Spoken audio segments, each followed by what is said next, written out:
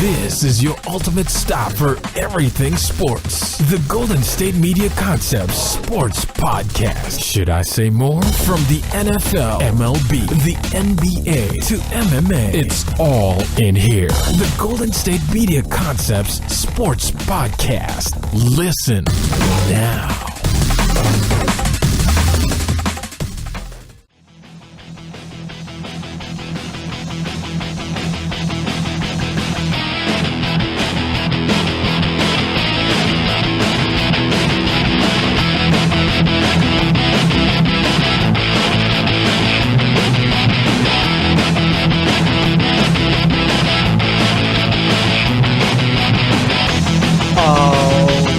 And welcome to the GSMC Sports Podcast. This episode is brought to you by the GSMC Podcast Network. And as always, I am your host, Jesse Tapia. All right, we got a fun show today. It's Friday, March 16th, St. Patrick's Day.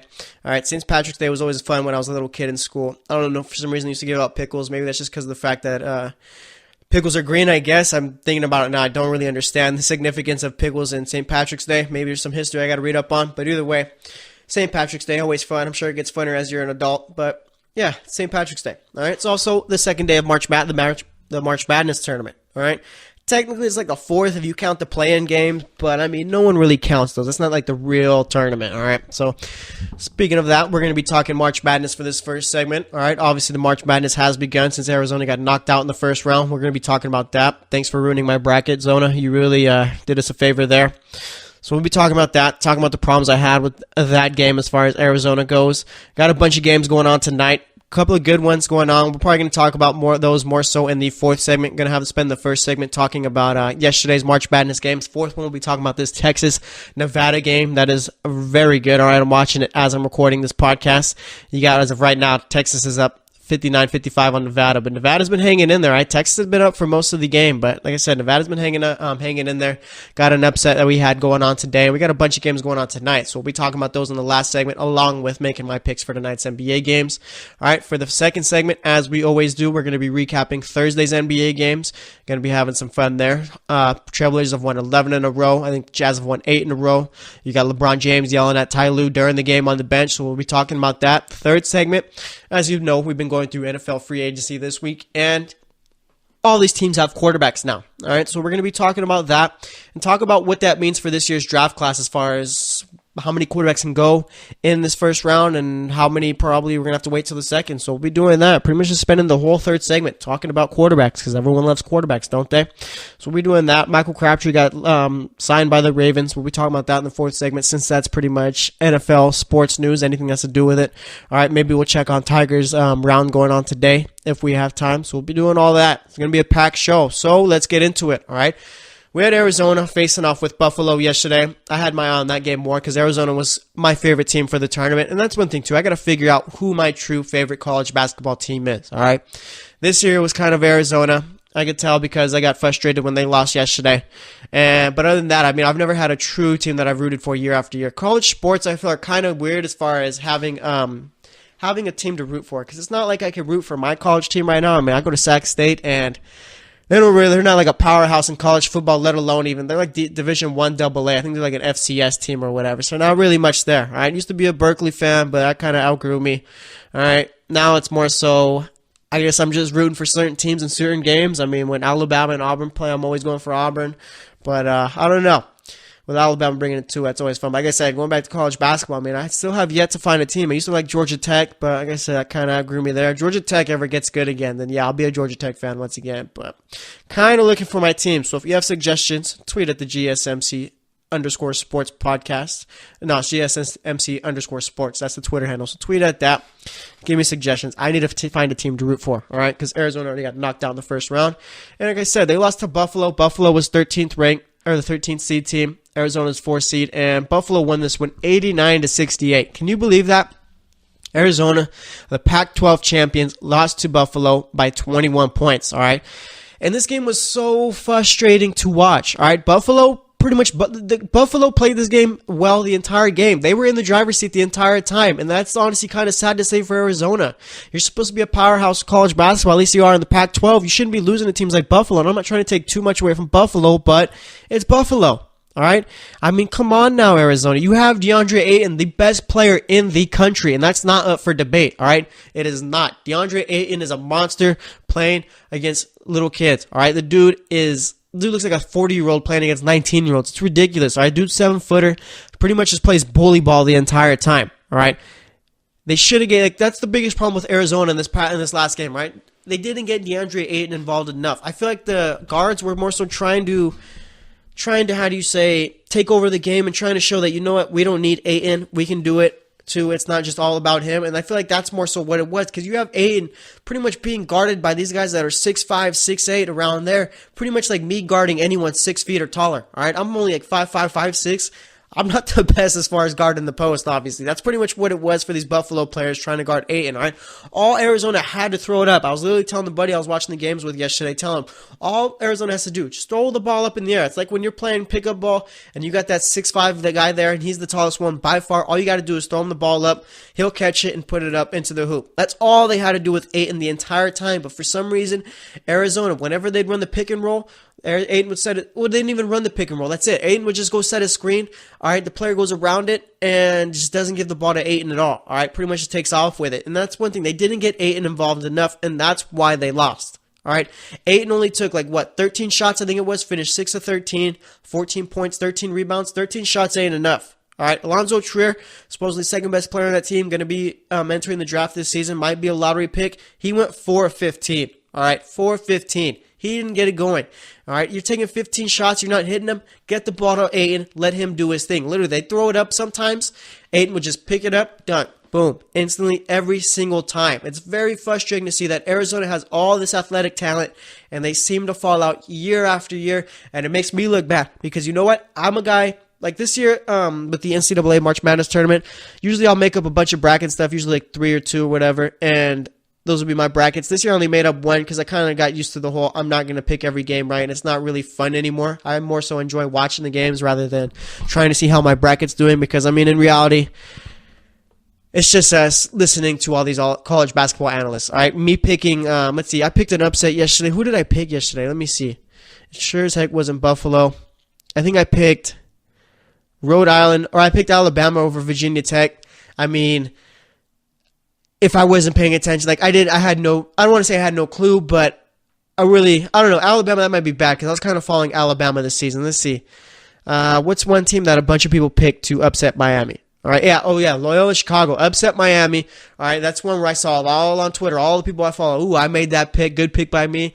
Let's be real here, okay? You're not making those picks because you think that Loyola Chicago is a better basketball team than Miami. You're making those picks because the guy that works over at CBS Sports, ESPN, or whatever college basketball news outlet you follow told you to pick that game. They knew that Miami was going to lose, but you didn't know. So I understand we're trying to be, oh, yeah, I picked the upset. That was me. I did that. No, let's take it easy there, all right? You got lucky because you listened to someone else tell you what to do.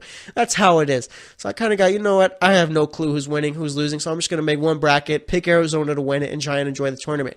Can't even do that. All right, Arizona gets knocked out in the first round. Had them beating Duke in the championship, yeah, was a bit wrong there. All right, but like I said, I mean, they just did not get the ball to Ayton enough. I was literally yelling at the TV, give the ball to Ayton, give the ball to Ayton, give the ball to Ayton, and they refused. All right, refused. But now, so, I mean, he's declaring for the draft. Like I said, Trier's declaring for the draft.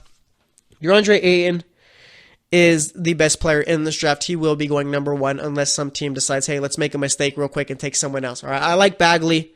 I like Doncic. I like Porter Jr., but I like Ayton way more better. All right, way better, I should say. Okay, and I had a buddy text me last night, who would you rather have Ayton go to, the Suns, Grizzlies, or Hawks? Since those are probably going to be the 3 teams that have the best chance at getting him with the top pick. Honestly, I don't want to see him go to either of those teams. I'd rather see him go to a team like Sacramento. All right, he goes to Sacramento. Sacramento turns the franchise around. You got De'Aaron Fox, Justin Jackson, Buddy Hield coming off the bench, Bogdan Bogdanovic, who's a nice little shooter for that team, the next Peja Stojakovic, as I like to call him.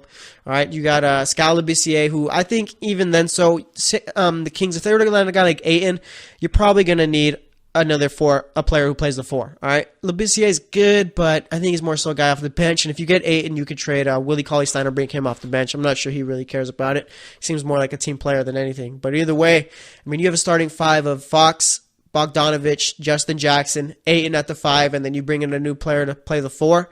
That's a fun starting 5 to watch. All right, De'Aaron Fox and Deandre Ayton would be the best 1-2 duo, young 1-2 duo in the league. Of course, I'm being a little bit over-exaggerating here, but either way, that'd be a fun team to watch there. That's the player that the Kings need to turn the franchise around. I've been saying it.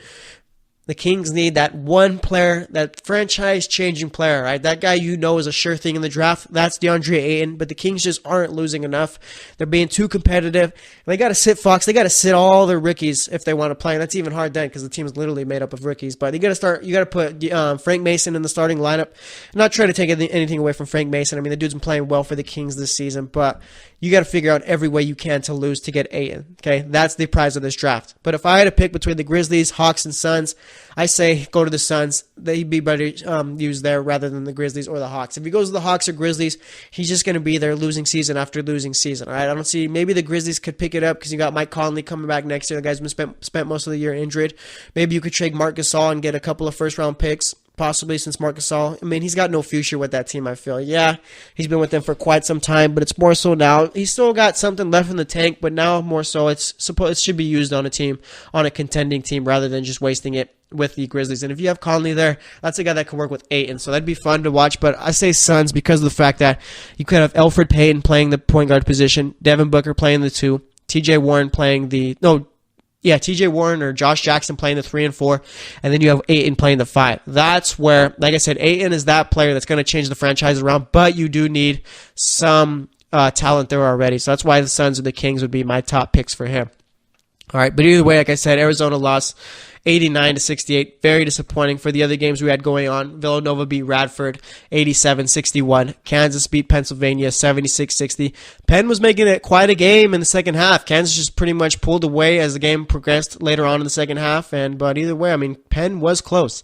All right, Michigan and Montana, probably the boringest game of the night. I'm not even sure boringest is a word, but it was just awful to watch, right? Michigan won 61-47. It's kind of like Montana was hanging in there. It's like, okay, maybe the Montana's going to be that team, low-ranked team. I don't know, it was 14. Yeah, 14 is low-ranked, so technically, I guess, in this. But either way, you think that's going to be the team that, like, they're hanging in there, they're going to make a run, and they're going to be a team that causes a bunch of chaos in the brackets. Now, it's pretty much, they were hanging in there, but that's it, just barely hanging on. All right, so Michigan won that one, 61-47. You had Gonzaga beat UNC Greensboro, like we talked about a bit yesterday, 68-64. That was a close one throughout.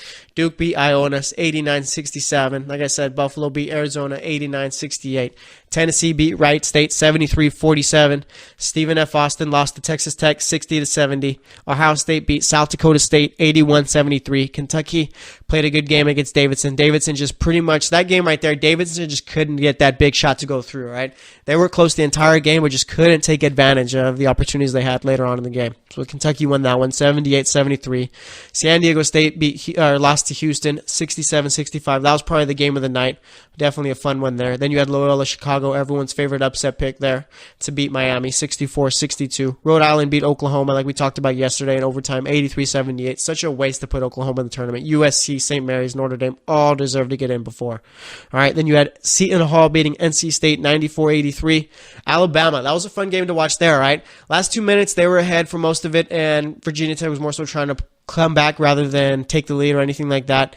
Colin Sexton, going to be a great player. If he ends up on the Cavs, that's going to be a nice little pickup for them. They need a point guard. Colin Sexton is a point guard. He's a fun point guard to watch. I told one of my friends yesterday, he's basically a De'Aaron Fox with a jump shot. All right, so if Colin Sexton ends up on the Cavaliers, if the Brooklyn Nets land a high enough pick for them, that's going to be a nice little match there. But like I said, Alabama beat Virginia Tech 86-63, and then we had Florida beat St. Bonaventure 77-62. Thought there'd be an upset there, but I was wrong. But either way, that's how the games went on yesterday. We're going to talk about the games going on today in the fourth segment. So, like I said, Arizona, huge disappointment. Don't know why I continuously pick them to win the tournament year after year.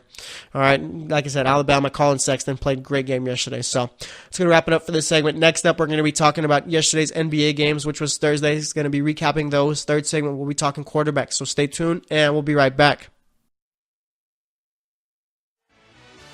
Are you looking for the very best NFL and college football podcast? Then check out the GSMC Football Podcast. Get the latest football news both on and off the field. From the NFL Draft to trades to the rumor mill to the NFL Combines, they got you covered. That's GSMCpodcast.com/football-podcast. Get updates on college rivalries, game day insights, and much, much more. It's football talk the way you want it. This show eats, sleeps, and breathes football. Don't forget to like them on Facebook and follow them on Twitter. Visit GSMCpodcast.com for more info.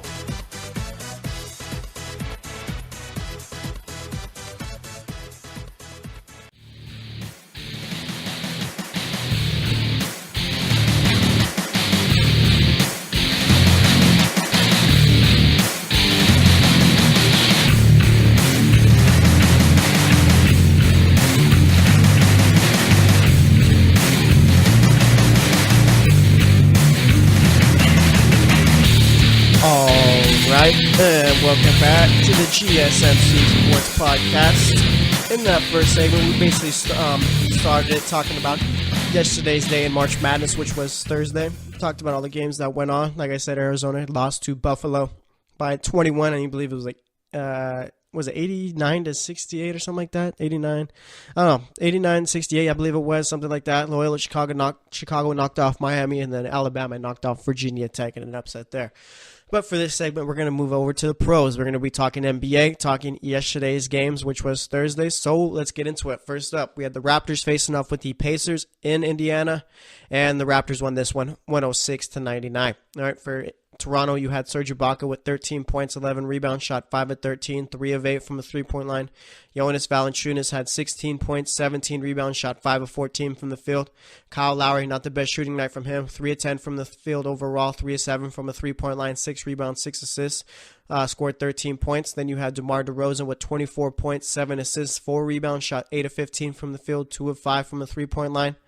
For the Pacers, you had Thaddeus Young with 13 points, 6 rebounds, shot 6 of 13. Bojan Bogdanovic had 6 points, 2 assists, shot 1 of 10 from the field, 1 of 4 from the three-point line. Not the best shooting night from him. For Miles Turner, he had 2 points, 0 rebounds, 0 assists. Only played 20 minutes, and this one only took 2 shots. I didn't get a chance to watch the game, so he might have got hurt or just might have just been a non-factor in this game.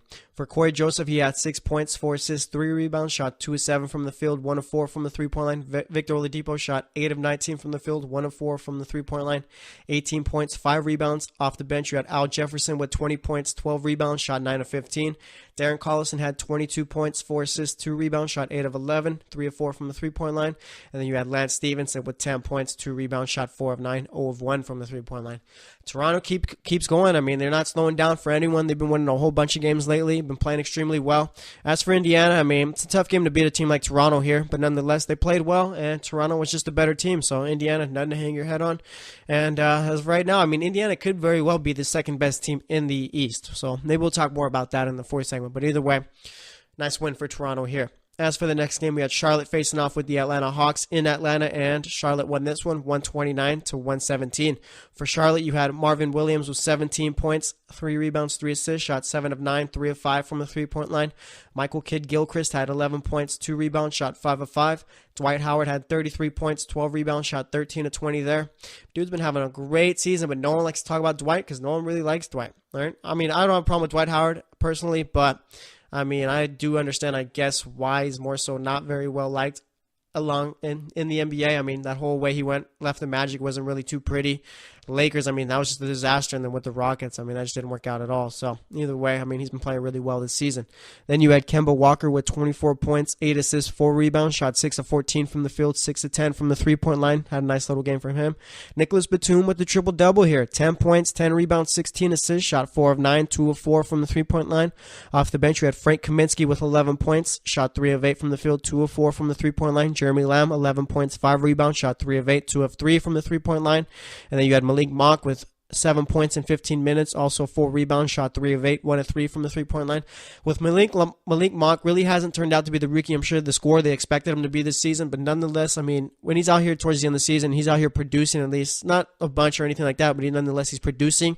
That's got to be encouraging if you're a Charlotte Hornets fan there, even the Charlotte Hornets organization. So Let's see, for the Hawks, you had John Collins, the rookie, with 21 points, 9 rebounds, shot 7 of 10, 2 of 3 from the three-point line. Taurean Prince had 22 points, 10 rebounds, 6 assists, shot 8 of 18, 6 of 12 from the three-point line. Dwayne Dedman had 5.6 rebounds. Dennis Schroeder, he had 17 points, 8 assists, shot 7 of 18 there. And off the bench, you had Mike Muscala with a solid 5 points, 7 rebounds, shot 2 of 7 from the field, 0 of 2 from the three-point line. All right, like I said, Charlotte won this one. I mean, for the Hawks, it's just tanking as usual. Nothing really serious here. All right, they're better off losing these games than they're winning them. And as for the Hornets, all right, I'm sure at the beginning of the season, the front office thought that this would be a team that could make the playoffs, and I'm sure many others did. They do have a solid, they do have names on this team. I'm not really sure why they just have played so poorly this season. I mean, maybe it's just because they figured Malik Monk would be that one guy where you expect him to step up as a rookie and be pretty much good from the get, but nonetheless, he's really struggled. Maybe that's one of the problems there, but I don't know. They have solid players. It's a matter of they just haven't been able to put it together as a team, I guess you could say. As for the next game, though, we had the Philadelphia 76ers facing off with the New York Knicks. Philly won this one 118-110. For Philly, you had Dario Saric with 21 points, 12 rebounds, shot 7 of 13, 4 of 8 from the three-point line. Robert Covington had 15 points, 5 rebounds, shot 5 of 8 there, 5 of 7 from the three-point line. Joel Embiid had 29 points, 10 rebounds, 4 assists, shot 11 of 21, 2 of 5 from the three-point line there. Ben Simmons, he had 13 points, 10 rebounds, 12 assists, shot 5 of 11. JJ Redick had 18 points, 3 rebounds, shot 5 of 14, 2 of 8 from the three-point line. Off the bench, you had Aaron Ilyasova with 9 points, 8 rebounds, shot 3 of 13. Not the best shooting night from him. And then you had Marco Bellinelli with 10 points, 4-7 shooting, 1 rebound, 1 assist. For the Knicks, you had Michael Beasley, who's been playing extremely well this season. No one's really been talking about it since it's not really a big story anymore, but he's been playing well. He had 24 points, 7 assists, 13 rebounds, shot 11 of 16, 1 of 2 from the three-point line. Tim Hardaway Jr. struggled to shoot the ball in this one, 3 of 13 from the field, 1 of 8 from the three-point line, 6 rebounds, 5 assists, 9 points. Enes Kanter had 14 points, 10 rebounds, shot 5 of 11. Manuel Mudiay had 12 points, 4 assists, shot 5 of 12. Courtney Lee had 16 points, shot 6 of 10, 1 of 3 from the three-point line. Kyle O'Quinn off the bench had 15 points, 10 rebounds, shot 7 of 9 from the field. Trey Burke, he had 16 points, 3 assists, shot 7 of 11 from the field, 1 of 2 from the three-point line. Trey Burke is also someone who's been playing well for the Knicks this season. Trey Burke got pretty much signed off of, not the street, but you know that little phrase that I like to use. I think he had a 10-day contract at first, and then New York ended up inking him to a longer deal for the rest of the season. But he's been playing really well. Same with Michael Beasley. And I was talking in the last segment about the tournament games and all that. And who did I say would be a good player for this team? I think it was Trae Young. Yeah, Trae Young would be a solid player for the Knicks. I feel it's a bit overhyped just because of ESPN putting up pretty much all the promotion they can on Trae Young. But either way, I do think he's a good player. I just think he's a bit overhyped. But if you were to land on a team like the Knicks, I mean, you got Trae Young, Kristaps Porzingis, and Tim Hardaway Jr. Tim Hardaway Jr., yeah, he's not the flashiest name, but the Knicks inked him to a long-term deal, so he's going to be there for the foreseeable future. I get that they have Frank Ntilikina and Emmanuel Mudiay there, but you could very much trade those guys, and Trae Young is better than both of them, so maybe they end up doing that, because that's going to be a guy that could fall to that little position the Knicks are going to be drafting at, whether it be 5, 6, 7, or even possibly, 5, 6, 7. I don't see him get past number 7. But as for the next game, we had the LA Clippers facing off with the Houston Rockets, and Houston won this one 101-96. LA hung in there, but Houston's just too good of a team right now. All right, for the Clippers, you had Tobias Harris with 29 points, 8 rebounds, shot 13 of 24 from the field, 3 of 6 from the three-point line. DeAndre Jordan had 8 points, 18 rebounds, shot 4 of 9 there. Austin Rivers, as I like to call him, everyone's favorite player to hate, 20 points, 3 rebounds, 3 assists, shot 10 of 18, 0 of 4 from the three-point line. Lou Williams, not the best shooting night from him, 6 of 18 from the field, 0 of 2 from the three-point line, 6 rebounds, 14 points. For the Rockets, you had Trevor Ariza, who shot poorly in this one also, 2 of 10 from the field, 1 of 4 from the three-point line, 5 points, 8 rebounds, 4 assists. PJ Tucker, 3 points, 8 rebounds, 2 assists for the Rockets, 1 of 7 from the field, 1 of 5 from the three-point line. Clint Capella had 19 points, 12 rebounds, shot 9 of 16 there. And let's see, you got Chris Paul, who didn't shoot the ball that well, 3 of 13 from the field, 0 of 6 from the three-point line, had 11 points, 4 rebounds, 3 assists. James Harden had 24 points, 7 assists, 5 rebounds, shot 7 of 16, 2 of 8 from the three-point line, shot the ball pretty well there. James Harden's got to be the clear-cut MVP this season, right? I know at one point I was talking up Anthony Davis, but I feel like that hype's kind of went down. Maybe, Damian Lillard maybe entered his name in there, but I don't know. I just think no one's taking away from James Harden this season. Then you had Luke Mbah-a-Moute with 10 points, 4 rebounds off the bench, and Eric Gordon with 23 points, 6 rebounds, 8 of 13 shooting, 7 of 9 from the three-point line off the bench. Played extremely well there. Like I said, for the Clippers, I mean, they got to start picking up these wins if they want to make the playoffs. Right now, they're on the outside looking in. I think the Jazz and Spurs currently have those 7 and 8 spots. The Nuggets and Clippers are a game back of both of them. So you got to start picking up these clutch wins here. As for the next game, speaking of the Spurs, they knocked off the Pelicans 98-93. For the Pelicans, you had Nikolai Mirotic who got the start for instead of Emeka Okafor in this one. Mirotic had 6 points, 10 rebounds, shot 3 of 12, 0 of 2 from the three-point line. Anthony Davis had 21 points, 14 rebounds, shot 8 of 19. Etuan Moore had 11 points, 4 rebounds, shot 5 of 9. Rondo had 6 points, 5 rebounds, 5 assists. Drew Holiday, he had 24 points, 7 assists, 8 rebounds, shot 9 of 23 from the field, 2 of 5 from the three-point line. And off the bench, you had Okafor with 6 points, 5 rebounds, and 12 minutes played. And Ian Clark got a bunch of minutes in this one, 32 minutes, 6 of 11 shooting from the field, 2 of 3 from the three-point line, and 16 points, 2 rebounds. Guys, extremely consistent for them off the bench, and that's exactly what you need going into the playoffs. For the Spurs, you had LaMarcus Aldridge with 25 points, 7 rebounds, shot 11 of 27 there. Kyle Anderson had 6 points, 5 rebounds, 4 assists. Patty Mills, who I think personally has struggled all year, shot 2 of 12 from the field, 1 of 6 from the three-point line, had 8 points, 4 rebounds. Deontay Murray had a great game here, 18 points, 12 rebounds, 8 of 13 shooting from the field, 1 of 2 from the three-point line. Danny Green, also someone who's been disappointing this season, only 5 points, 7 rebounds, shot 2 of 11, 1 of 8 from the three-point line. Off the bench, you had Manu Ginobili, who led the all bench players in minutes, 22 minutes there, 2 of 7 from the field, 11 points, also led them in points, had 4 rebounds. Once again, the Spurs won this one 98-93. They just need to keep going, pretty much hope that they're pretty much just stay in the top 8, stay near that little area until Kawhi gets back, and once he gets back, I'm sure the Spurs aren't going to have any trouble making the playoffs. As for the next game, just business as usual for the Detroit Pistons. They lost 113-120, lost to the Nuggets. For Detroit, you had Blake Griffin with 26 points, 9 assists, 6 rebounds, shot 9 of 21 from the field, 5 of 8 from the three-point line. Reggie Bullock had 17 points, 4 assists, shot 7 of 12, 3 of 5 from the three-point line.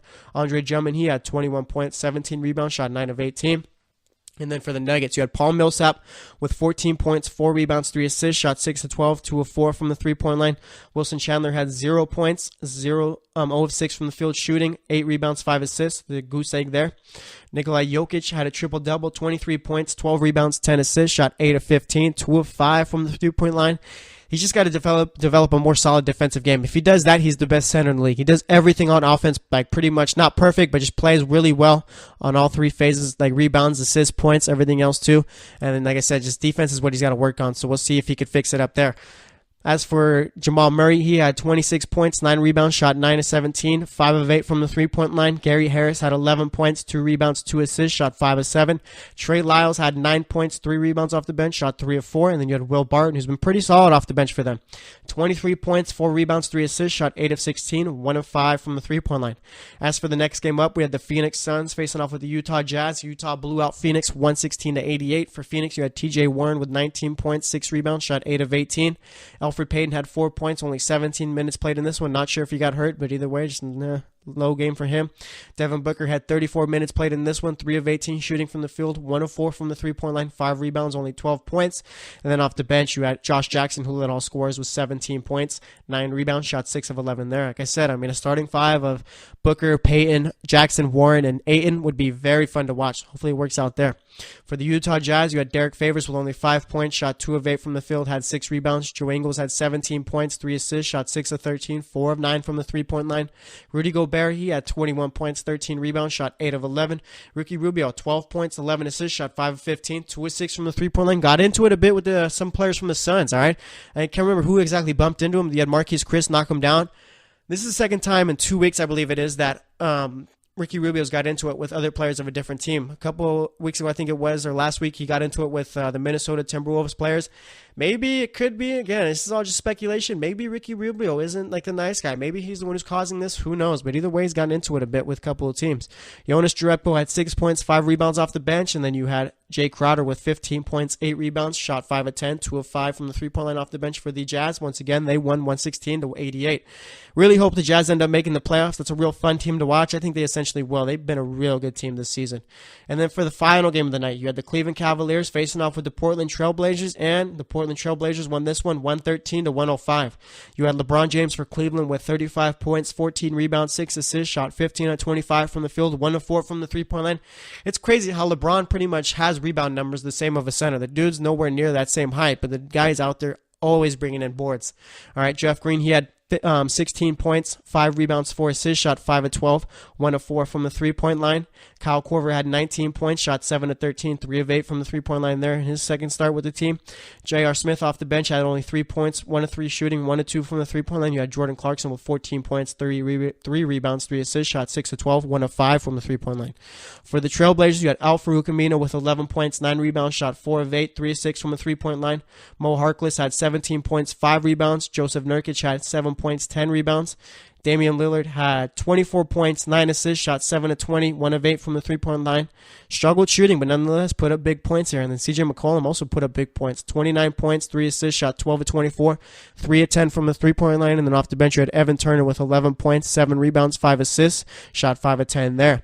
For the Cavs, I mean, it looks like it's starting to implode a bit for them. You had LeBron James yelling at Ty Lue on the bench. I mean, it's not looking good for Ty Lue after this season, even not looking good for the Cavs with LeBron James after this season. So, I mean, this might very well be the last season, but they really got to pick it up. I feel like this really hasn't blown up in their faces just because of the fact everyone's waiting for Kevin Love to get back. But if Kevin Love gets back and doesn't pretty much affect the wins and losses of this team, I mean, it's going to be a bit of a struggle for the Cavs going forward, so we'll see. But that's going to wrap it up for this segment. Next up, we're going to be talking about the quarterbacks who got signed by different teams in the NFL free agency and talk about how that affects the draft. So stay tuned, and we'll be right back.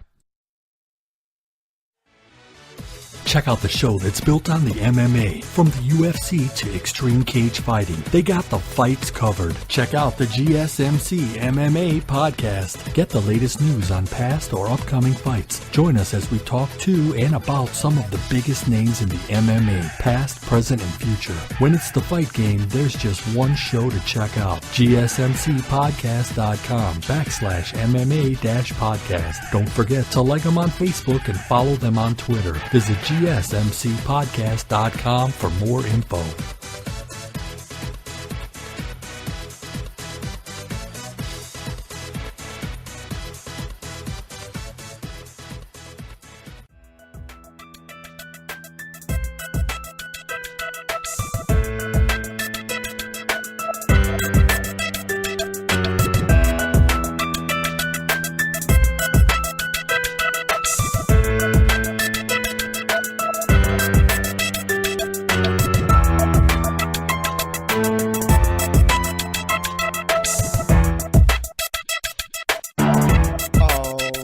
And welcome back to the GSMC Sports Podcast. So far today, we've talked about March Madness, specifically yesterday's games, which was Thursdays, and we recapped Thursday's NBA games. So a lot of basketball starting off, but for this segment, we're going to be moving it over back to the NFL.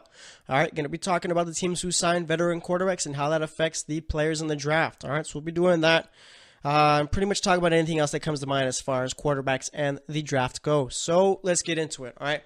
So you got Kirk Cousins now going to Minnesota, obviously, officially signed. And, I mean, with Kirk Cousins in Minnesota, does that make them Super Bowl contenders? I think it does, all right? I think right now, Minnesota's in that little cream of the crop with Philly, New Orleans, and L.A. I almost wanted to say St. Louis again, but no, I got to remember they play in L.A. So, yeah.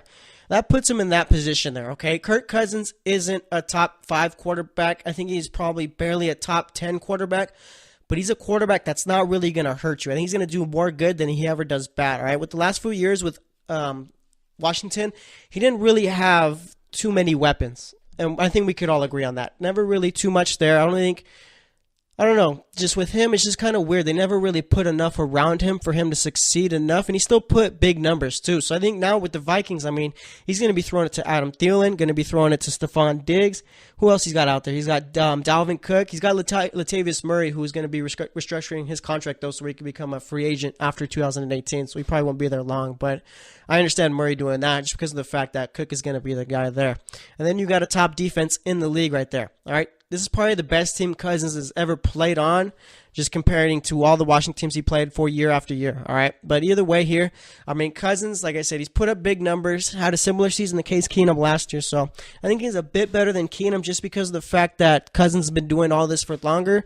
But, I mean, if Keenum comes out and he's playing well with Denver, I mean, there's really no difference. And speaking of Keenum, I mean, that's going to be a guy where we're not really going to tell if it was a good signing with Denver until he steps onto the field and plays, all right? Because Case Keenum more so was a guy who, he's like a one-hit wonder so far, all right?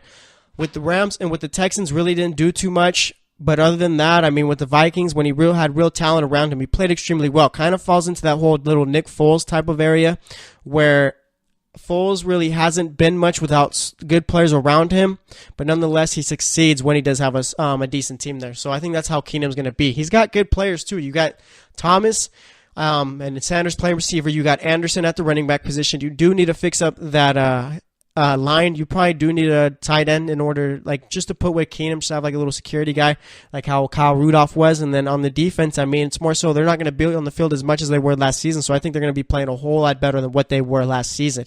So, I mean, with Keenum, I think Keenum makes Broncos the second best team in that division. I still think the Chargers are the best team in that division by far. You got Phillip Rivers, you got Melvin Gordon, Keenan Allen, Tyrell Williams, Hunter Henry, a solid offensive line, and a very good defense. So I think they're just the best all-around team in that division. As far as the Chiefs go, I mean, you got Mahomes there. Pretty much the Chiefs could very well be a top team in that division too, but it's only if Mahomes plays great. All right, if Mahomes doesn't play great, then they're going to take a step back, but I think Mahomes is going to be a pretty good quarterback. And as for the Raiders, not really sure exactly what they're doing. We talked about it yesterday more so. All right, so I really like what Denver's doing with Keenum. But like I said, it's really, you can't make a final judgment on it until he goes out, until he plays. All right, obviously that's kind of hindsight right there, but I mean, it is what it is. It's just how it is in the NFL. All right, so you got him going there, and then you got Sam Bradford went to the Cardinals, looking like the Cardinals might be making Bradford their long-term quarterback if he stays healthy. All right, he's only got a 2-year deal. It's a team option on the second, but let's say Bradford plays well this year, doesn't get hurt, and has the Cardinals competitive and competing for a wild card spot. Because let's not forget, even though Carson Palmer broke his arm mid-season and those other quarterbacks came in, I think it was Drew Stanton and Blaine Gabbert, they still finished 8-8. So the Cardinals still do have a solid team. So now we got it where they got Sam Bradford. Sam Bradford's been a nice little above-average quarterback who's never really done too much, never really done too less. All right, pretty much that guy that's not going to turn the ball over, and he's going to complete the majority of his passes. And I think that's a quarterback that Arizona needs right there. You don't need him to go out throwing the ball all over the place.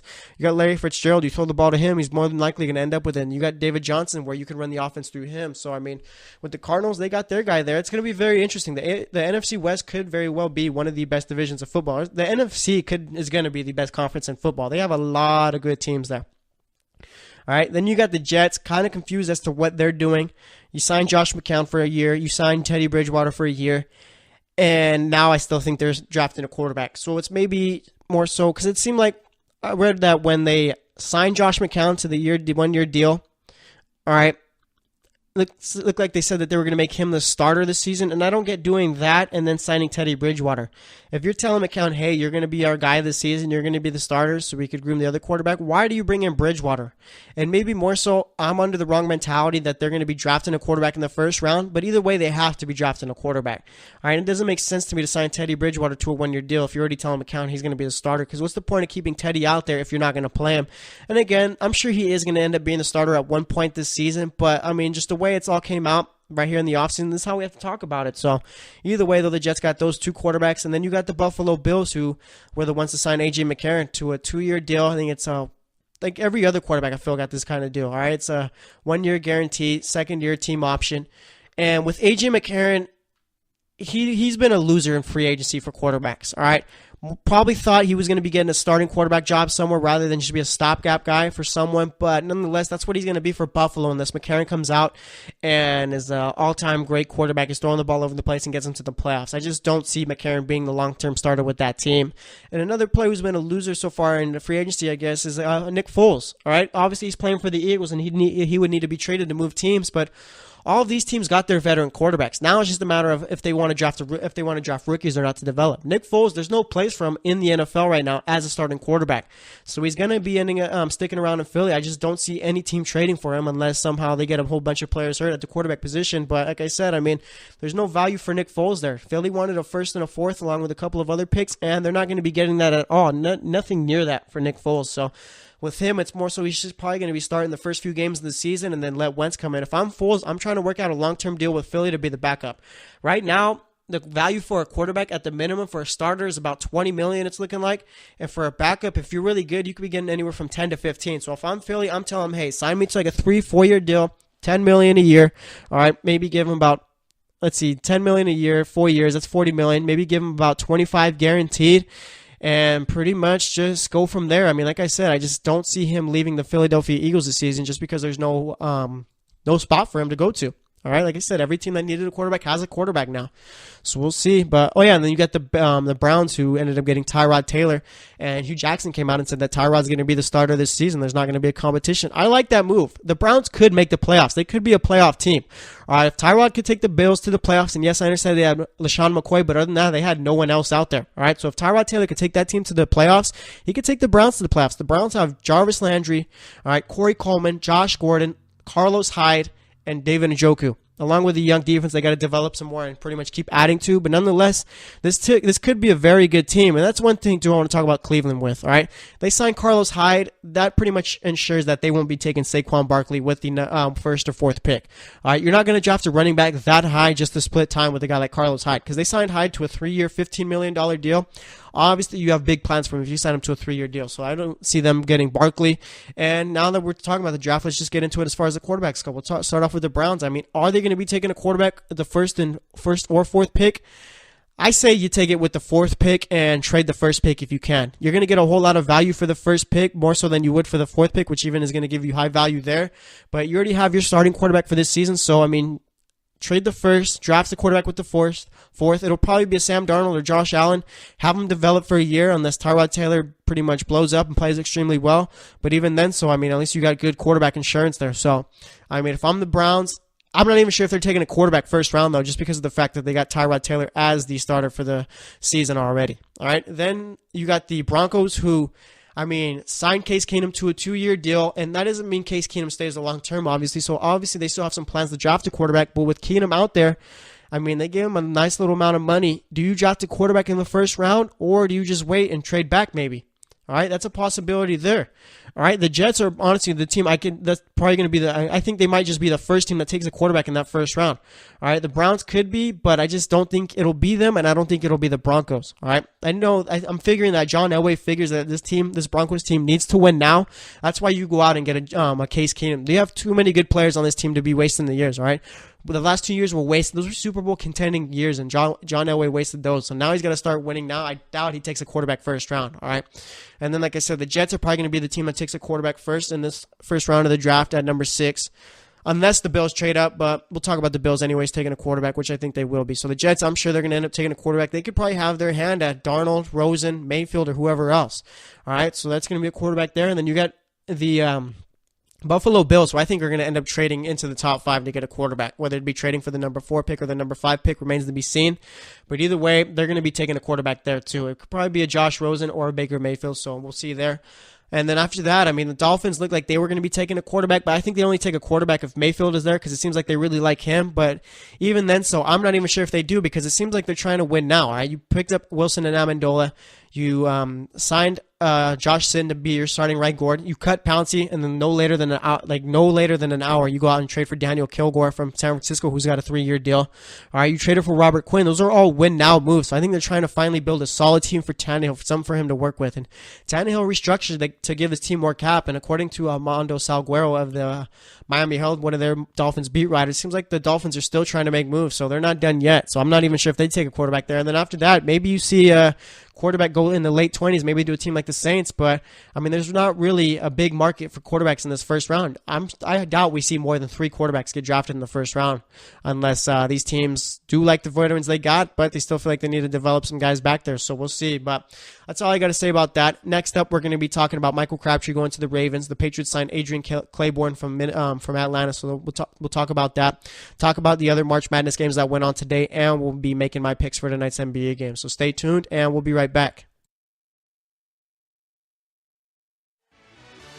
Are you looking for help for your fantasy football team? Check out the GSMC Fantasy Football Podcast. Get today's best advice on who to start, who to sit, even who you should draft. From sleeper picks to red-hot lineups, they got it all covered for you. That's gsmcpodcast.com/fantasy-football-podcast. We'll cover traditional leagues, dynasty, PPR, even IDP leagues. When you need fantasy help, there's just one show to hit up. Don't forget to like them on Facebook and follow them on Twitter. Visit gsmcpodcast.com for more info.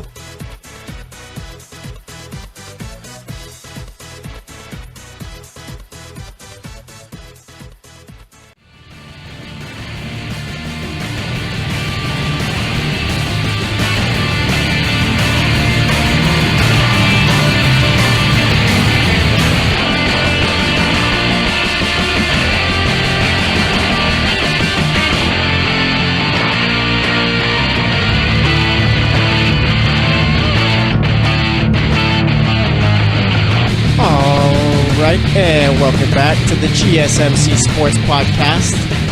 So far today, we've talked March Madness, NBA games from Thursday, and quarterbacks in the NFL, specifically speaking about the free agent ones who were recently signed, and we talked a bit about the quarterbacks in the draft. So we did that. For this segment, we're going to be talking about other things going on in sports. Patriots signed Adrienne, Claiborne, and Jeremy Hill. Classic Patriots moves there. All right, Jeremy Hill, let me tell you something. I know you're thinking, ooh, he's going to be good for the Patriots. Remember, Jeremy Hill will only be a star for the Patriots for about 4 games this season. Be very careful when you draft him or pick him up on waivers. Make sure you know, okay, this is the 4-week stretch where he's going to be good. Make sure you're ready for that. But in all seriousness, that's going to be a solid pickup for the Patriots there. I really like it. Jeremy Hill is going to have a better year than he did last year, that's for sure. And as far as Adrienne Claiborne goes, 9.5 sacks last season with Atlanta. He's going to be a big help to that Patriots defensive line. All right, I'm not even sure. I think James Harrison is a free agent still. I saw that they might bring him back. I think you bring back a guy like that. That's a guy who's been to the Super Bowl before, won a Super Bowl, pretty much a guy. You can't have enough of those guys on your teams. Obviously, their production is well past them, but they can go out and make some plays when they need to. So maybe bring back a James Harrison, but I like the Adrienne Claiborne signing. Like I said, some much needed help to that defensive line. So Patriots are out here not making the flashiest moves, but they're making moves that are going to help their team. It's just classic right there. I mean, this is how you stay good. You pretty much pick players that fit your scheme, or you change the scheme to fit your players. That's been the Bill Belichick special right there. So there's that. You got Tiger Woods, who finished even par today in his round, 7 strokes off of the lead, still behind Henrik Stenson, who is at 11 under. All right.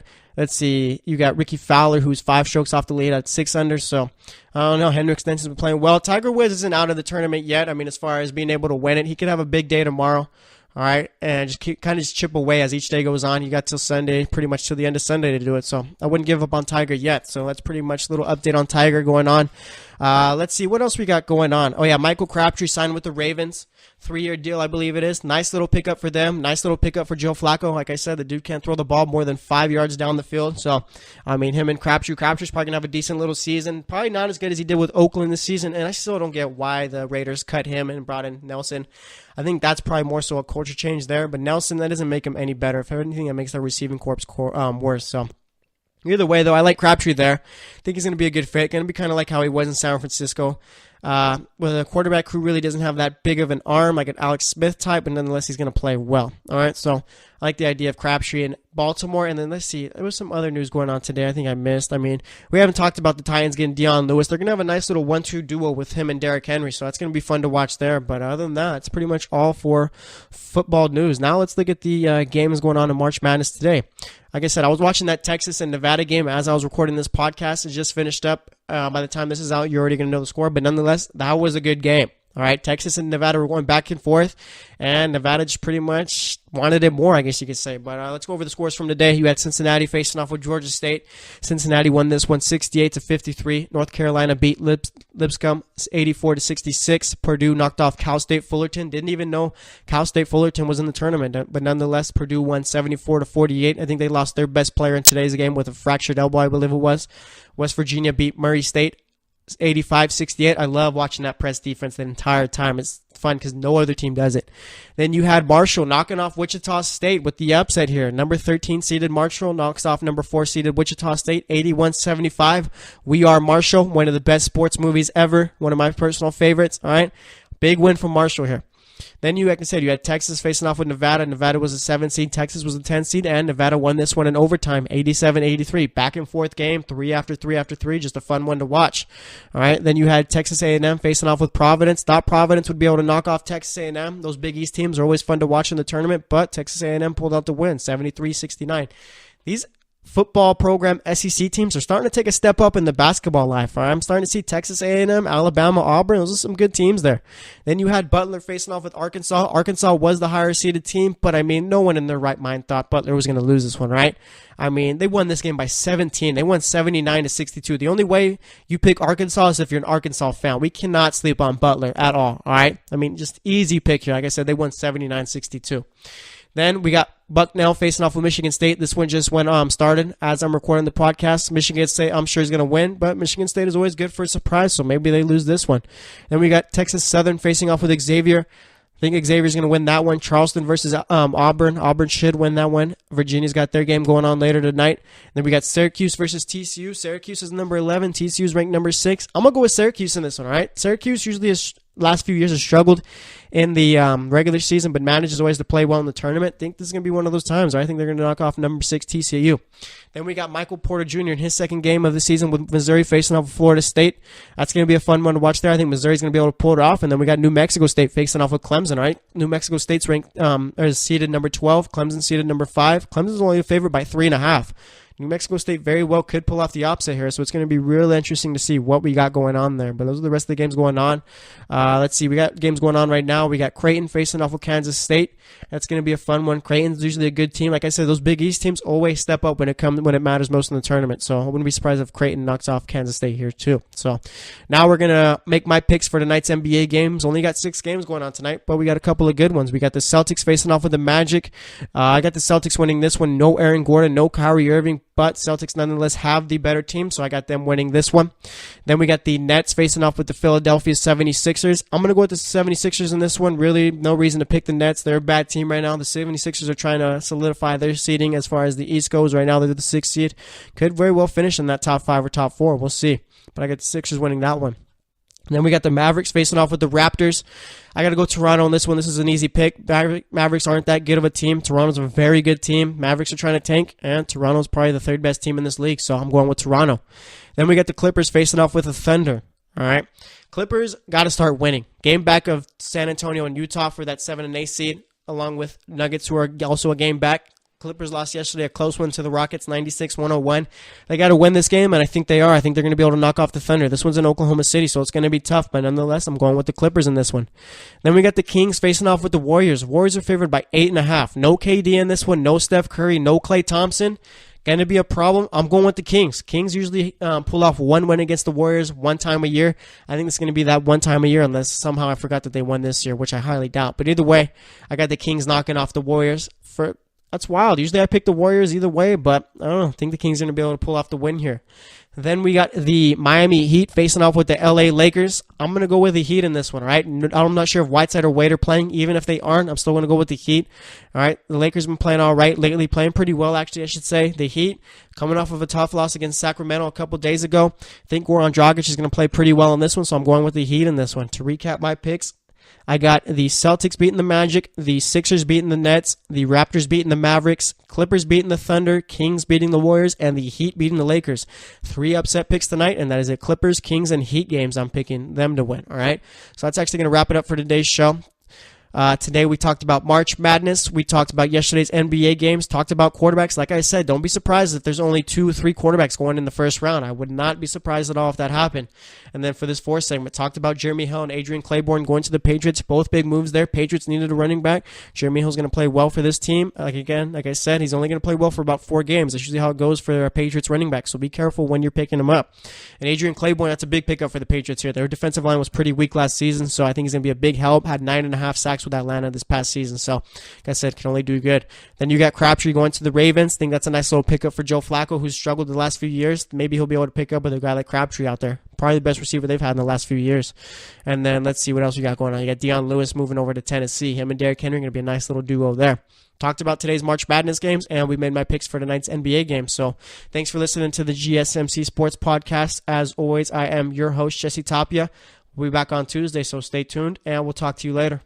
You've been listening to the Golden State Media Concepts Sports Podcast, part of the Golden State Media Concepts Podcast Network. You can find this show and others like it at www.gsmcpodcast.com. Download our podcast on iTunes, Stitcher, SoundCloud, and Google Play. Just type in GSMC to find all the shows from the Golden State Media Concepts Podcast Network, from movies to music, from sports to entertainment, and even weird news. You can also follow us on Twitter and on Facebook. Thank you, and we hope you have enjoyed today's program.